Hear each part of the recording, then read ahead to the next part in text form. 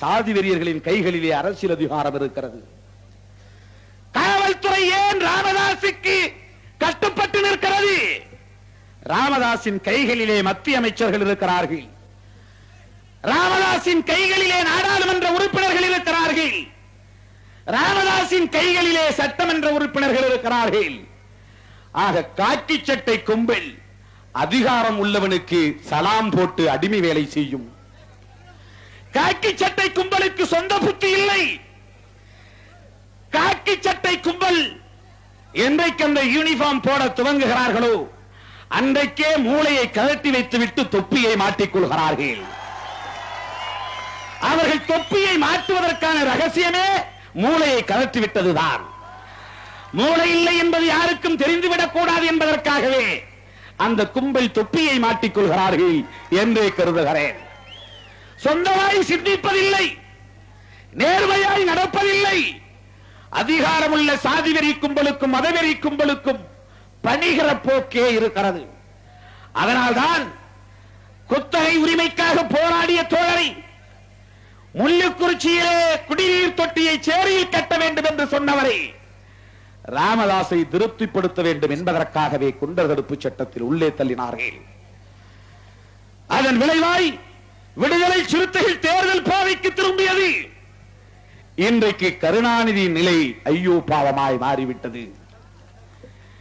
விடுதலை சிறுத்தைகளை நசுக்க நினைத்து பாவம் அவரையே அவர் நசுக்கிக் கொண்டிருக்கிறார். விடுதலை சிறுத்தைகளை விரட்ட நினைத்து அவரே இன்றைக்கு வீடு திரும்பக்கூடிய நிலையில் இருந்து கொண்டிருக்கிறார்.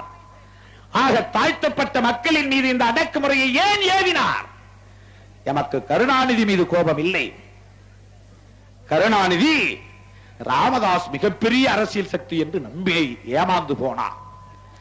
ஆனால் பத்திரிகையாளர்கள், அரசியல் ஆர்வலர்கள் கணக்கு போட்டு எத்தனை வாக்கு வங்கி ராமதாசுக்கு இருக்கிறது என்று பத்திரிகைகளிலே எழுதுகிறார்கள். இத்தனை ஆண்டு காலம் தேர்தலில் போட்டியிட்ட ராமதாஸ் ஒட்டுமொத்தமாக வாங்கி இருக்கிற வாக்கு வங்கி 2%. கடந்த நாடாளுமன்ற தேர்தலில் முதலாய் 10 நாள் இடைவெளியில் போட்டியிட்ட விடுதலை சிறுத்தைகள் வாங்கி இருக்கிற வாக்கு வங்கி 2%. யார் இங்கே பெரிய கட்சி? 3 முறை போட்டியிட்டும் 1.5 லட்சத்தை தாண்ட முடியாத கட்சியா? 10 நாளில் 2 லட்சம் வாக்குகளை சிதம்பரம் நாடாளுமன்றத்தில் பெற்ற விடுதலை சிறுத்தைகளா? கருணாநிதிக்கு இப்போதுதான் ஞானம் பிறந்திருக்கிறது. ஆகவே இந்த மண்ணில் அரசியல் அதிகாரம் பெற்றிருக்கிற கும்பலுக்கு பணிவிடை செய்வதையே அரசு கேந்திரங்கள் ஒரு மரபாக கொண்டிருக்கிறது. அதனால்தான் விடுதலை சிறுத்தைகள் தேர்தல் களத்திற்கு வர வேண்டும் என்கிற ஒரு கட்டாயம் உருவானது. தேர்தல் களத்திற்கு வந்ததனால் நான் இந்த ராமதாஸை எதிர்க்கவில்லை, பாட்டாளி மக்கள் கட்சியை எதிர்க்கவில்லை. பாட்டாளி மக்கள் கட்சியின் தலைவர் ராமதாசுக்கு அந்த பழைய தோழமையோடு சொல்லிக் கொள்ள விரும்புகிறேன். தமிழ் குடிதாங்கி என்று பட்டம் வழங்கிய அந்த கைகளால் இன்றைக்கும் சுட்டிக்காட்டி சொல்லுகிறேன், நீங்கள் குச்சி கொளுத்துகிற அந்த பழக்கத்தை கைவிட்டு விடுங்கள். குச்சி கொளுத்துகிற அந்த பண்பை கைவிட்டு விடுங்கள்.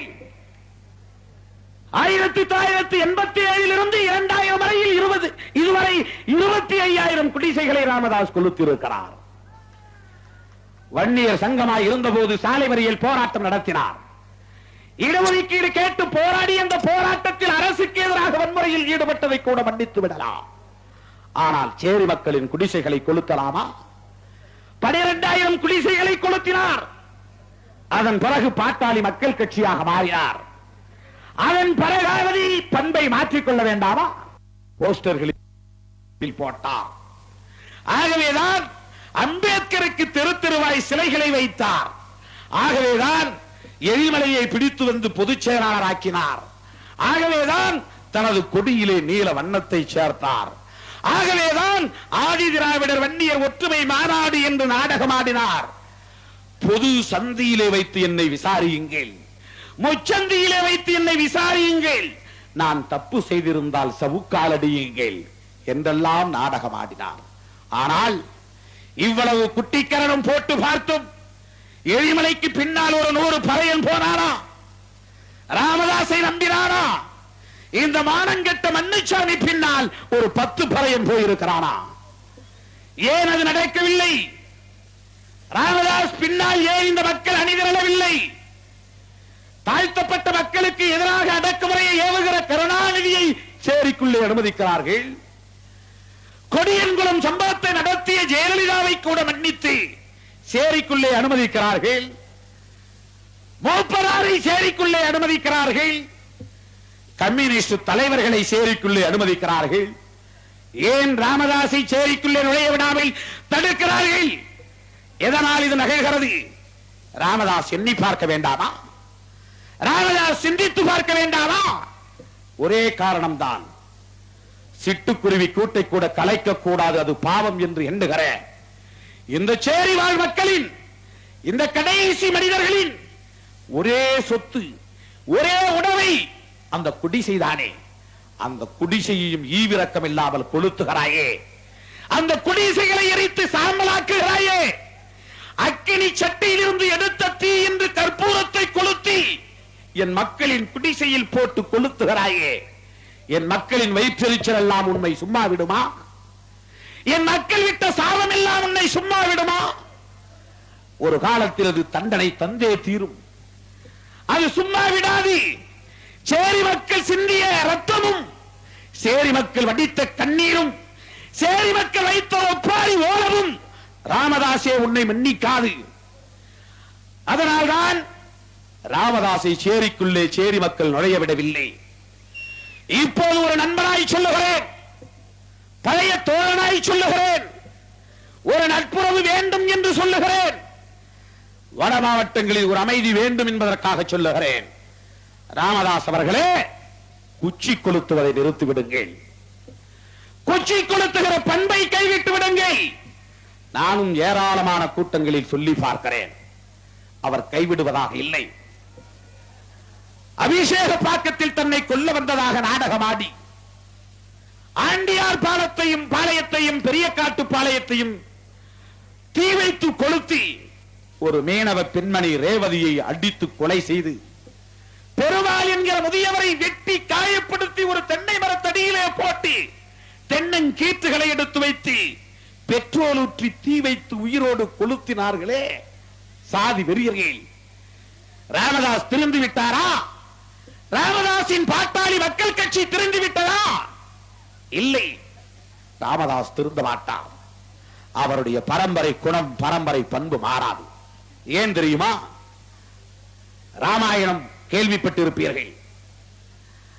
ராமனுக்கு விசுவாசமான ஒருவன் உண்டு. எத்தனையோ விசுவாசிகள் ராமனுடைய தம்பி லட்சுமணன், ராமனையும் லட்சுமணனையும் படகிலே ஏற்றி போன குகன், ராவணனின் தம்பி விபீடனன், இப்படி ராமனுக்கு பல விசுவாசிகள் இருந்தாலும் ராமனை நெஞ்சிலே ஏற்றி இதயத்திலே வைத்திருக்கிறேன் என்று இதயத்தை பிளந்து காட்டுகிற ஒரு உண்மையான விசுவாசி ஒருவர் உண்டு. அவன் யார் தெரியுமா? ஆஞ்சநேயர், அனுமான். அந்த ஆஞ்சநேயருக்கு இன்னொரு பெயர் உண்டு, அதுதான் ராமதாஸ். ஆஞ்சநேயர் என்றால் ராமதாஸ், ராமதாஸ் என்றால் ஆஞ்சநேயர். ராமனின் தாசன், ராமனின் அடிமை என்று பொருள். பாரதிதாசன், பாரதியை பின்பற்றுகிறவன் என்று கனக சுப்புரத்தினம் பாரதிதாசன் என்று பெயர் வைத்துக் கொண்டது போல, ஜீசஸ் மீது நம்பிக்கை வைத்திருக்கிற மக்கள் ஜேசுதாஸ் என்று பெயர் வைத்துக் கொள்வது போல, தாஸ் என்று முடிவதெல்லாம் அந்த அடிமை யாரை மீது விசுவாசம் காட்டுகிறோமோ அந்த தலைவனுக்கு விசுவாசி அடிமை என்று பொருள். அதுபோல் ராமனின் விசுவாசி, ராமனின் அடிமை ஆஞ்சநேயருக்கு இன்னொரு பெயர் தான் ராமதாஸ். அந்த ராமதாஸ் என்ன செய்தார் தெரியுமா? அந்த ஆஞ்சநேயர், ராமாயணத்திலே வருகிற ஆஞ்சநேயர், சீதையை ராவணன் கடத்தி கொண்டு போய் அசோகவனத்திலே வைத்திருக்கிறான். உலகமெல்லாம் தேடுகிறார்கள், சீதை இருக்கும் இடம் தெரியவில்லை. கடைசியில் சீதை அசோகவனத்தில் இருக்கிறாள். சேரி மக்களின் முன்னோர் முப்பாட்டனரான திருமாவளவனின் முப்பாட்டனரான ராவணன் இருக்கிறானே, ராவணன் நமது சொந்தக்காரன். ராமன் ஆரியன், ராமன் ஆரியன் பார்ப்பனன், ராவணன் தமிழன். ராவணன் தமிழன் என்பது மட்டுமல்ல, அவன் ஒரு சேரிக்காரன். ஏன் தெரியுமா? அவன் ஆண்ட காரணத்தினாலேயே இலங்கையை லங்காச்சேரி என்று அழைப்பார்கள். ராவணன் ஆண்டதனாலேயே இலங்கையை சேரி என்று அழைத்தார்கள். ஆக ராமனின் அடிமையாக இருந்த, ராமனின் விசுவாசியாக இருந்த அந்த ராமதாஸ், அந்த ஆஞ்சநேயர் இந்து பெருங்கடலை தாண்டி தாவி குதித்து போனார். வாளிலே என்ன எடுத்து போனார் தெரியுமா? தீப்பந்தத்தை கட்டிக்கொண்டு போனார். வாளிலே தீப்பந்தத்தை கட்டிக்கொண்டு போய் இலங்கை முழுக்க தாவி தாவி குதித்து அசோகவனத்தை எல்லாம் எரித்து சாம்பலாக்கினார். அதே பண்பு இந்த ராமதாசுக்கு மாறவில்லை. அதனால்தான் சேரியை கொளுத்துகிறார். அந்த ராமதாஸ் லங்காச்சேரியை கொளுத்தினான். இந்த ராமதாஸ் எங்கள் சேரியை கொளுத்துகிறார். ராமதாசின் பண்பு மாறாதா? சேரியை கொளுத்துவதை கைவிடுங்கள், சேரியை கொளுத்துவதை நிறுத்துங்கள். இனி நாங்கள் புரட்சியாளர் அம்பேத்கர் சொன்னபடி அகிம்சையை கடைபிடிக்க விரும்புகிறோம். காந்தி சொன்ன அகிம்சை யாருக்கும் தீங்கு செய்யக்கூடாது, அடித்தால் திருப்பி அடிக்க கூடாது. இது காந்தியின் விளக்கம். இயேசு சொன்னதாக சொல்லுகிறார்கள், ஒரு கன்னத்தில் அடித்தால் மறு கன்னத்தை திருப்பி காட்டு. இது இயேசுவின் அகிம்சை. ஆனால் புரட்சியாளர் அம்பேத்கர் சொன்ன அகிம்சை என்ன தெரியுமா? எல்லா உயிர்களையும் நேசிக்க வேண்டும், எல்லா மனிதர்களையும் மதிக்க வேண்டும், மனித நேயம் அவசியம். ஆனால் சேரியை ஒருவன் கொளுத்துகிறான் என்று சொன்னால் கொளுத்துகிறவனை எரியும் சேரியில் எடுத்து தம்பி புறப்படு, புறப்படு, அண்ணே திருமா பேர சொல்லி நீ தீப்பிழம்பா கிளம்பிடு.